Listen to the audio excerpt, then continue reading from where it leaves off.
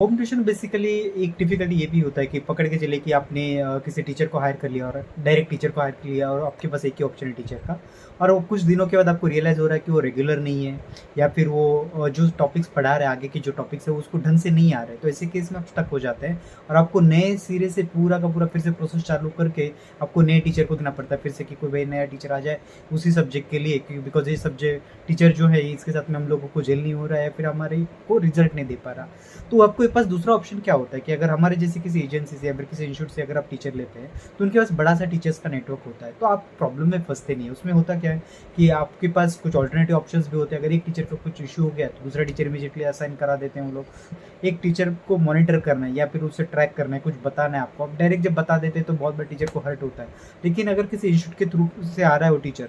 तो अपने इंस्टीट्यूट वालों को बता दिया, उन्होंने उनके तरीके से उनको कन्वे करा दिया वो मैसेज, तो उससे क्या होता है इम्पैक्ट भी नहीं होता, सॉफ्टली चीज़ें